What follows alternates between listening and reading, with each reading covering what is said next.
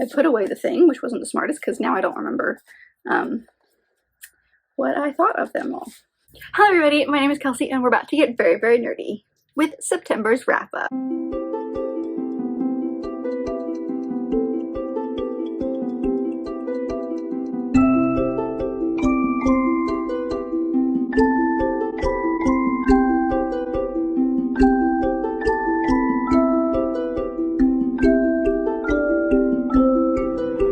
All the books were basically pink for the month of September, so I decided to dress the part. So for September, I had a pretty decent reading month, as I have been. Like, it's still pretty good as far as reading goes. It's a little down in the past few months for me personally, but I still was able to get to about 10 books. So all in all, still a great month. I participated in Bookopoly-thon. If you guys were on my channel and watching those vlogs, I will leave all of those linked down below. As always, if you'd like to check out more in-depth thoughts, because I'm sure I'm going to go in, I went to much greater detail on those than I'm going to do in today's video. So I had a pretty good Bookopoly-thon month. I read a couple things beyond the Bookopoly-thon rolls, which I did like mood rolls I rolled as I went. I got to 7 of those, so that was great, but I did squeeze a few extra things in. So let's dive into those. So for the stats for the month, like I said, I read 10 books and that was over 3,373 pages and about 90 hours listened. And those were over 4 audiobooks, 1 physical book, and 5 mixed. For the age category, this one was, more evenly split between a couple than I anticipated. So I did have 1 middle grade, I did 4 YA books, and 5 adult books. For genres, pretty spread out there. I had 1 fantasy, 3 romance, 3 historical fiction, 2 contemporary, and 1 nonfiction. And ratings, pretty normal for me. We had 5 5 stars, 3 4 stars, and 2 3 stars. The very first book that I read was actually like a continuation from the month before, and that was Stars of Fortune by Nora Roberts. This is the first in her Guardians trilogy. I have had these for quite a while, and I decided to finally get to it. It did fit for one of the prompts for, I think it was it was for whatever we did in August, the Magical Readathon. It was for a prompt for that. I think I finished it like the very first day of September, so I counted it for that. It's going to be a very hard book or a series to explain because there's a lot of layers to it, but the main idea behind this story is that it is set contemporarily, but it has a mythology kind of aspect to it. So in the past, there were 3 goddesses who created stars of fire, ice, and water. They fell from the sky, putting the fate of the world in the human hands, kind of in danger. And so there are 6 strangers who we meet in this book that are basically set to find these stars. And so it starts with our main character. Each book in this series is going to follow a different couple. It's still the same 6, we still get the same story, but each one's going to focus on 2 specific people. This one starts with a painter named Sasha, and she is actually able to see the future. And so she's painting these pictures of like these 6 people coming together. She knows all of them really, really well as far as like what they look like. And so she randomly decides to go on a vacation to Corfu, which I believe is in Italy.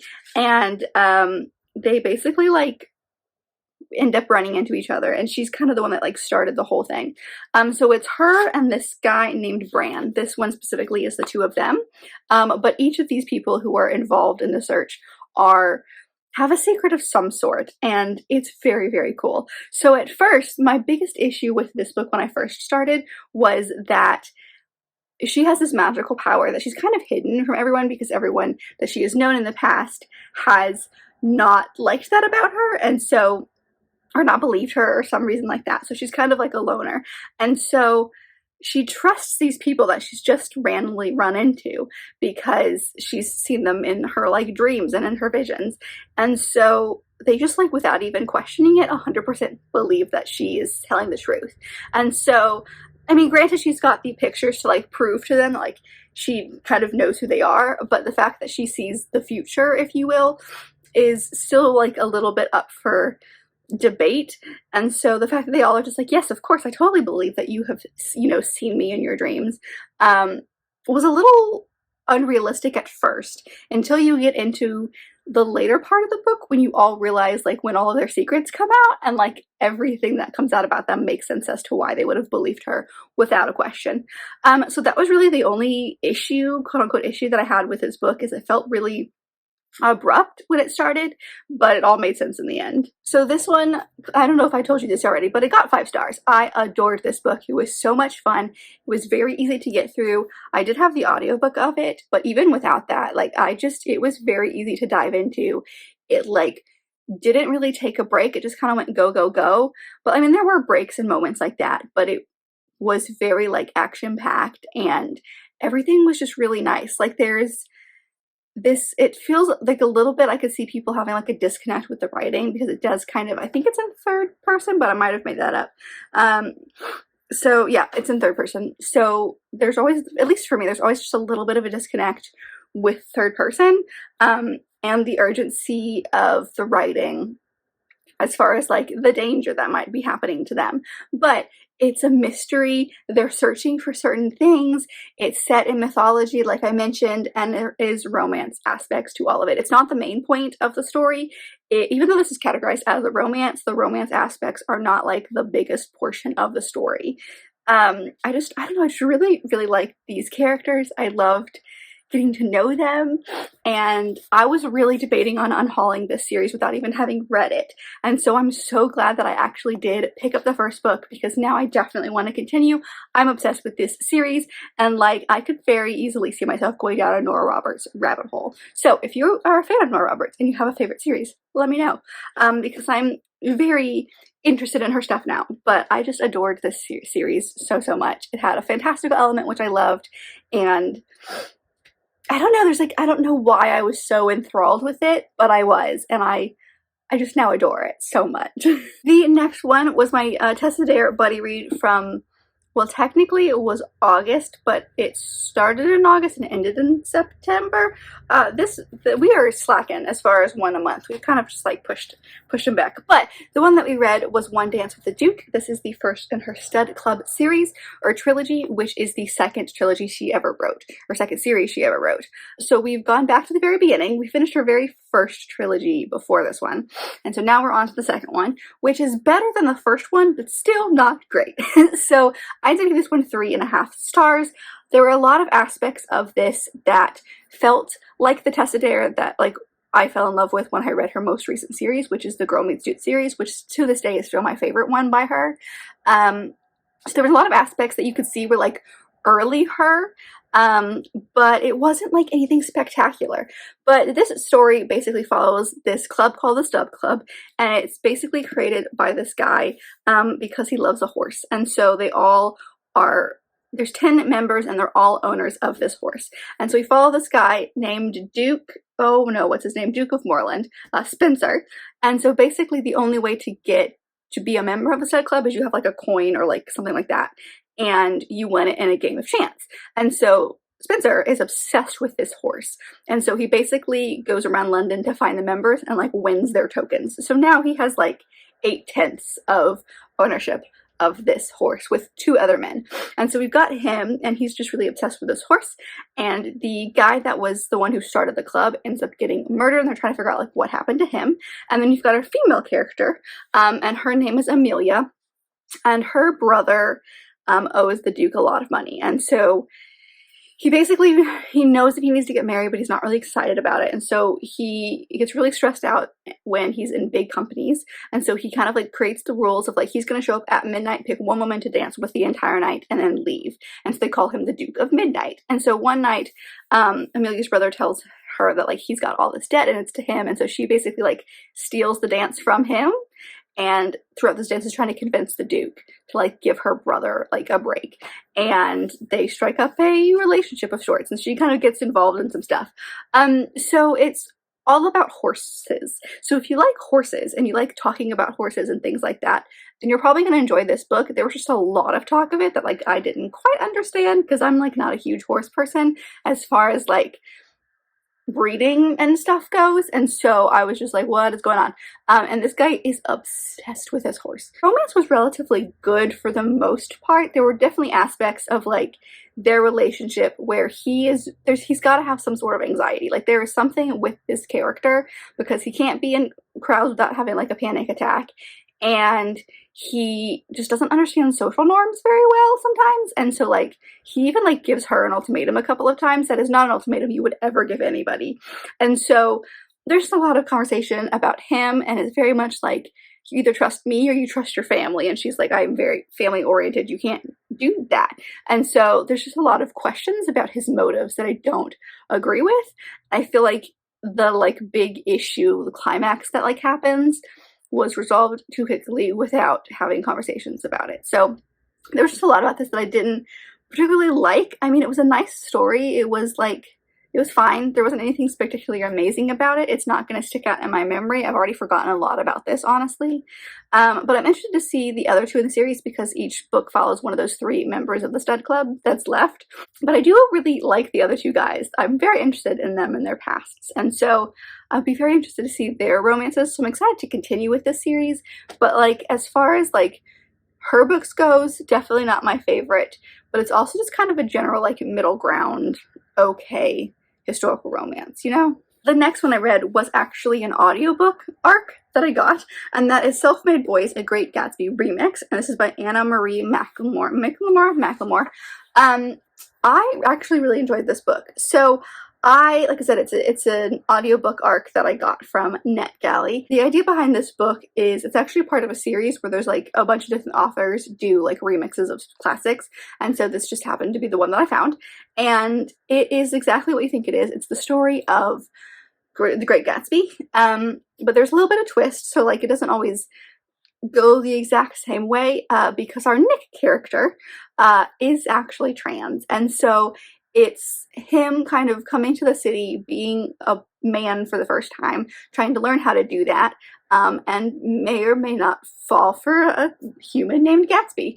And so like it's that story, it's the story of him, it's the story of Daisy, and there's a lot to it. So I would check into trigger warnings for this because while there's not necessarily anything particularly terrible on the page, they do have a lot of conversations, and there's a lot of negative talk because Nick and Daisy are cousins and they come from a Latinx family, and so Daisy has kind of changed her look so she passes as white, whereas Nick cannot do that. And so there's a lot of conversations directed and like derogatory, like there's not any slurs that are used in the book, like you don't see any on the page, but it's definitely like the people talk about him and to him negatively because of the way that he looks.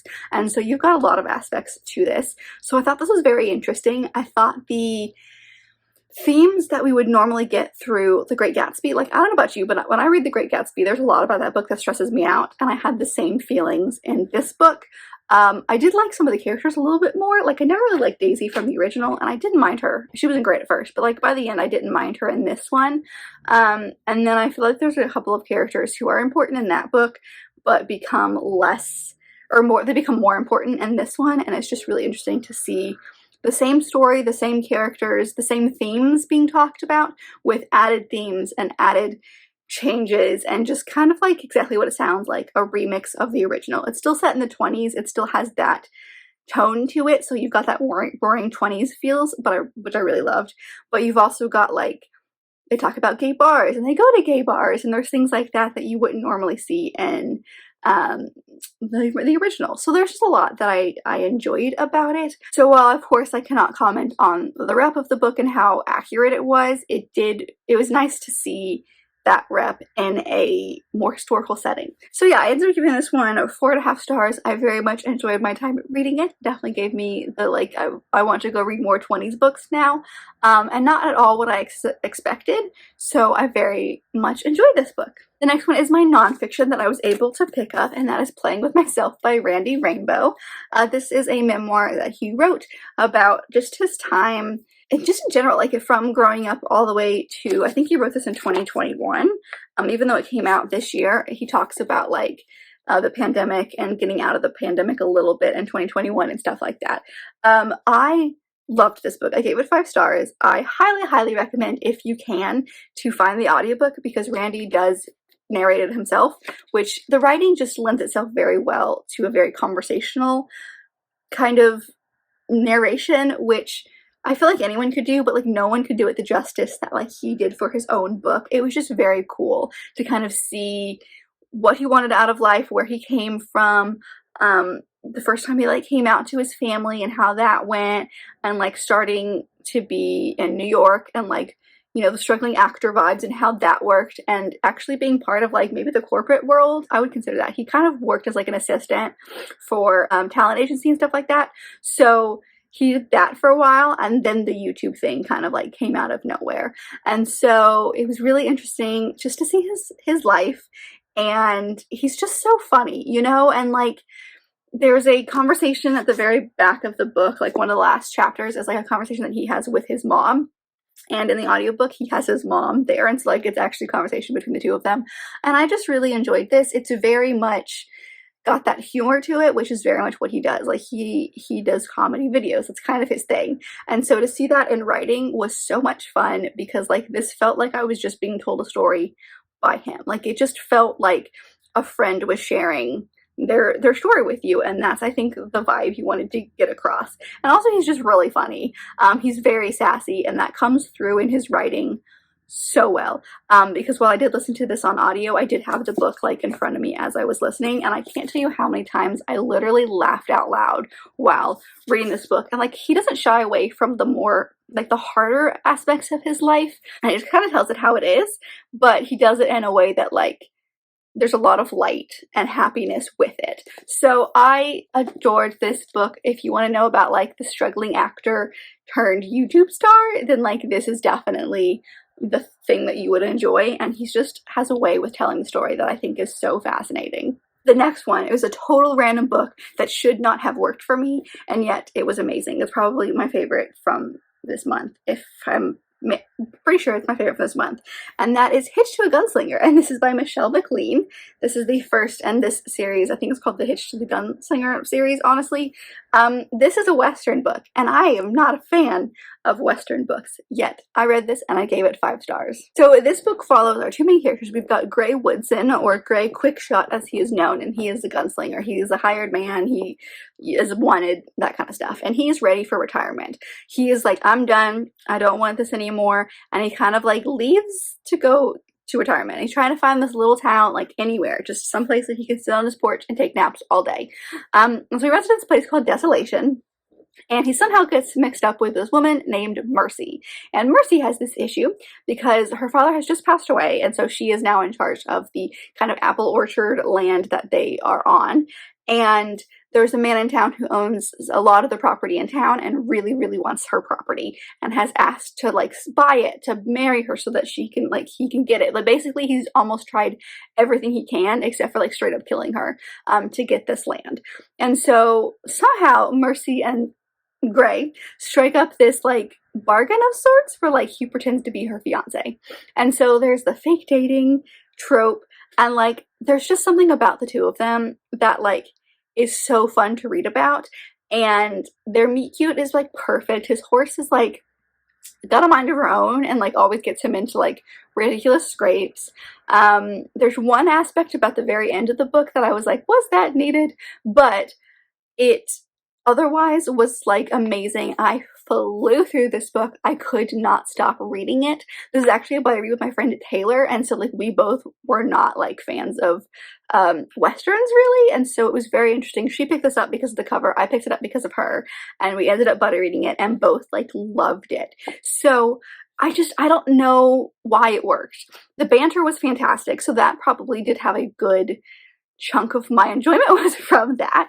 But like seriously, there is so much about this that should not have worked, and it did. And I'm actually like, yeah, I'll read more Westerns. And I'm like, what is going on? I don't know how to explain how good this book was, but there was like mystery. There's the protection of both of them. You've got a very headstrong main character who can take care of herself, and that is one thing I loved about our main male character, is that like he knew that she was completely capable of taking care of herself, and he only stepped in if there was an issue. Like if she kind of got herself in a scrape, he was like, you can handle it, I'm not gonna even worry about it.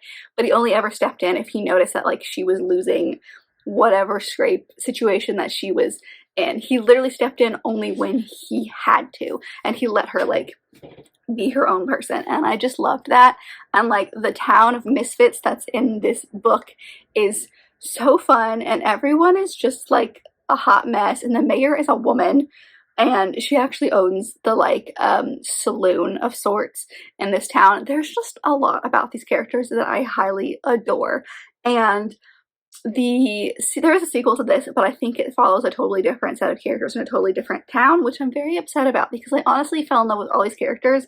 I kind of want more stories from them. Like, there's some side plots that I feel like could definitely be fleshed out. So I'm going to be reading a lot more from this author for sure. But I loved this book. It was so fun to see the two of them falling in love and getting into shenanigans, and it was great. The next book was also a 5-star, and that was Being Mary Bennet, and this is by J.C. Peterson. So this book follows our main character, Marnie Barnes, and she is the middle sister of 5 daughters, and she feels like she is the leading lady of her own life. She's got things totally taken care of. She's good. She's just like taking all of her like social cues from like heroines in classic books. And a situation happens at the beginning of this book, which really kind of shifts her focus and makes her realize that she is not the leading lady. She's actually the Mary Bennet, the forgotten sister from Pride and Prejudice. And she's like, we're not doing this. And so she's kind of like on a, warpath, if you will, to like not be that person. And so you've got that whole situation, but she's also at this kind of like elite boarding school, and she is competing for this Hunt prize. And it's basically like, you have a project and you present this project, and like someone's going to get a scholarship out of it. And so her oldest sister actually won this, and she's like determined to be better than her sister. So she creates this program with a local animal shelter called Bark Books. She works at the her school library, and so basically they've got like a mobile truck with books, and the idea is that she's going to take this truck to a local shelter, and like the kids can come and take books from the shelter, like from the truck, and read to animals. And like the idea is A, to improve literacy within the kids, and B, to hopefully like encourage them to adopt pets. The idea started with just dogs, but it expanded very quickly to like all pets. And there's romance and stuff like that. But what I loved about this book is, well, A, there's a lot of deeper topics in this, so trigger warnings. I know, very cute cover. Trigger warnings for miscarriages and talking about miscarriages, because like that's a big thing that just kind of like pops out of nowhere within this book. Very toxic parents, fat phobia. I think those are the main ones. She's a very interesting relationship with her mom. Her mom is not the nicest person. But there's so many hints in this book to Pride and Prejudice, to the point that like even all of the sisters have the same, like the name that starts with the same first letter as like the 5 sisters in Pride and Prejudice. Even the spouses of the sisters have the same initials as the spouses from Pride and Prejudice.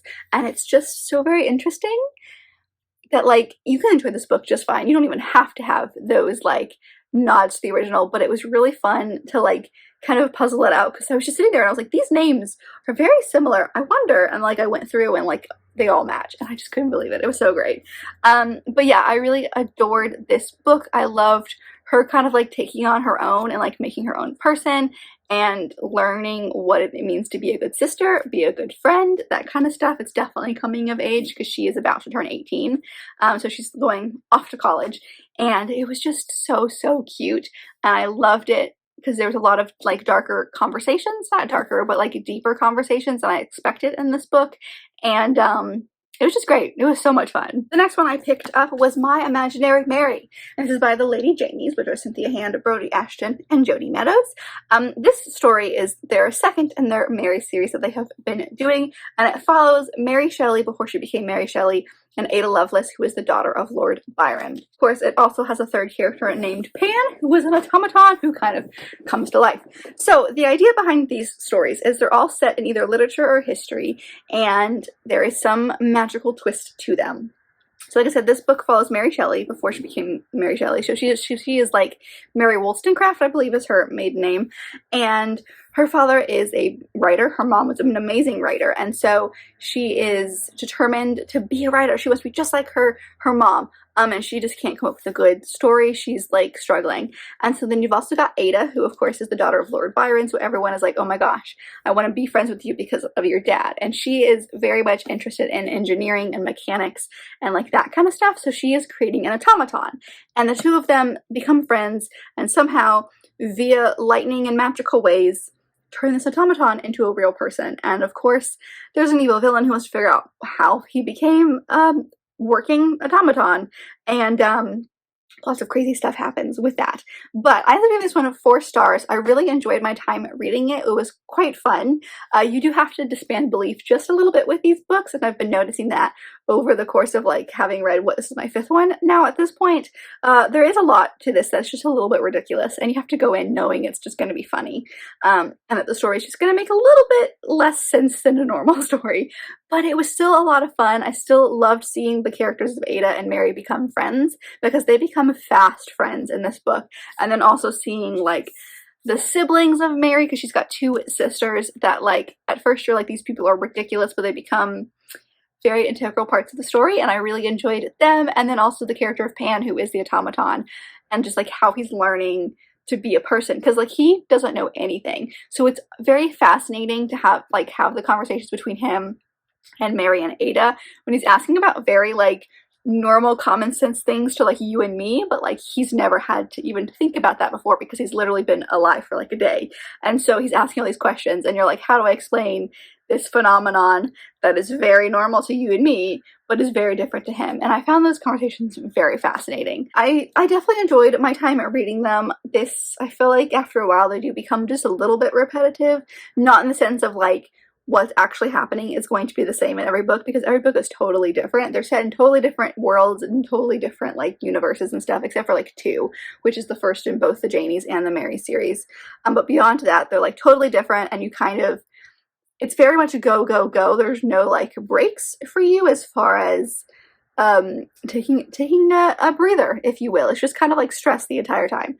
But I do always enjoy the literature and the historical aspects that they bring into the story. I find it very fun. Like, for example, when Pan is just kind of like hanging out, and people are trying to get his full name, he kind of creates the name Peter Pan, and so like there's your little like nod to Peter Pan. And so like it's very interesting to see like very small things like that aren't really important to the story, but they're just kind of there to like help the reader, like, ha, you see what I did there? I'm so clever. Okay, let's move on. And so it was very funny. Like, I definitely enjoyed my time reading it, but like they're not the most amazing books I've ever read, and they're there for like a good time, and I'm happy to read them, and then like I'm good to go. So this felt good for like getting into the Halloween-y like October time, because it does have to do with like bringing people back to life via lightning and like things like that. So it does kind of have that like Frankenstein vibe to it.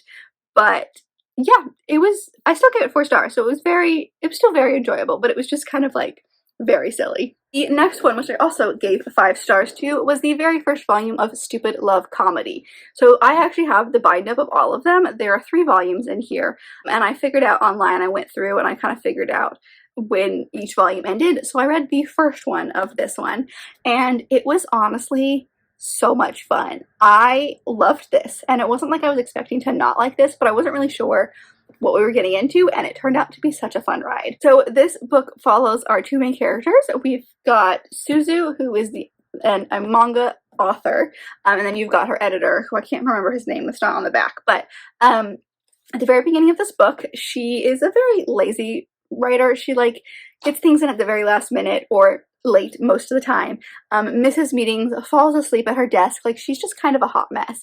And so her current editor basically says, okay, we're gonna move you to a new one. I had a great time with you. Okay, you're now his problem. And so like she moves editors, but also moves the type of manga that she writes. I can't remember exactly what it is, but like there's like a type of manga that she was writing, and now she's doing a different one.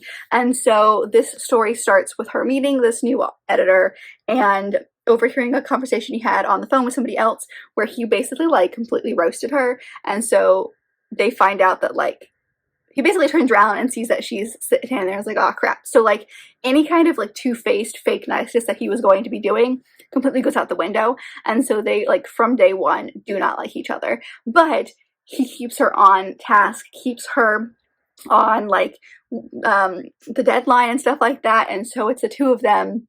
And of course, there's probably going to be more. In the 1 volume that I read, there's like hints to it, but like nothing's really happened yet. But I got so hooked, and I think it's because the relationship and like the chemistry between these two main characters reminds me a lot of the relationship, chemistry, and banter between the couple in The Hating Game, which I love that book. You guys know I love that book. And so if you're like, love that book but also like mangas, this is a very different situation, because like she thinks he's totally hot and like is very much like crushing hard on him, but at the same time they can't stand each other. So it's very kind of cute to see the two of them, you know, start to thaw towards one another. And I'm very excited to continue with this and see what the other two volumes are like, because the first one, 5 stars, was so amazing. So if you like banter and you like mangas, this is definitely one for you. So the next book that I read was my middle grade for the month, and that was the 5th book in the Aru Shah series, and that is Aru Shah and the Nectar of Immortality. This is by Roshani Chokshi. I ended up giving this one 3.5 stars because I really enjoyed this book. It was a very solid finale. It took me a good chunk of the book to get back into it, because I think it'd been a while, but I did really end up enjoying this book, and it's hard to talk about since it's the last in the series and it's the 5th book in the series, but the idea behind the series is that it follows Aru Shah, obviously, and she basically like wakes up the god of the dead in the very, very first book, and finds out that she is a reincarnation of one of the Pandava brothers, who are like these brothers from Hindu mythology, and they're supposed to like protect the world. And so throughout the books she meets her sisters and brothers that are also reincarnations, and people who are helping them out and stuff like that, and it just keeps going crazier and crazier. So this is again the very last book. It was a cliffhanger from the 4th book, so I honestly don't know why I waited so long, but I read this one and it was good. It ended, the ending was so like bittersweet yet perfect. It felt right for the series. There was a couple things that I felt like came out of nowhere, and I was like, where has this been the entire series? But beyond that, it definitely felt like a very good ending for the series. It felt very appropriate for what happened, but I gave it 3.5 stars because it was just the same thing over and over again. Like, after a while, these books get really repetitive, and like they're going on missions, they're having issues, they solve issues, they go on another mission, oh there's another issue, people aren't talking to each other, oh they figured out what's wrong, and it's just the same thing over and over and over again. And while that works a lot of the time for me, like I'm not someone who usually is like, it's the same, I still like it, it didn't for this one. And I think it was because it was the last one and I knew it was ending, and I just kind of wanted to get to the end, and because the first half of this book was just kind of boring for me, I didn't really get invested until about halfway through. So like the second half was great, and I still really enjoyed this book, and I'm still really glad that I read this series, but I'm not sure if I was in the right headspace for this one, and that's why it didn't work for me so well. It was just kind of, for the biggest thing was it was just the same thing over and over again, and I was just kind of ready for it to be over. So that's an unfortunate way to end the series. I still really enjoyed it. I felt like, again, like the ending was great, and it worked for me for most of it. So yeah, I'm really glad that I read this. I'm excited to continue with more middle grade series now that I have like at least finished a couple of the ones I've been working on for a while, especially with this one that's I've been working on for like 2 years. So that felt very, it felt very complete. It felt good. But yeah, so it was overall pretty good. The very last book that I read in the month of September was perfect because it's really getting me into the spooky mood for October, which is exactly what I want to be in. And that is Anatomy of Love Story by Dana Schwartz. This is for YA Gothic fans, and I honestly adored this. This is a book that Chris bought me. I also got it in Unplugged, but this copy is the one that Chris got me way at the beginning of this year. I think it was for our anniversary. It was, or not our anniversary, but like for Valentine's Day. It's been a long time in the making, but I really enjoyed this book. I gave it 4.5 stars. So this follows our main 2 characters, Hazel and Jack, and takes place in Edinburgh in like the 1800s. And Hazel is very interested in anatomy and really, really wants to become a surgeon, but she is female. So there's a lot of issues with that, and a lot of like headache as far as like people not thinking that women can do it. So she ends up striking a bargain with this guy at the Edinburgh like Anatomist Society or something.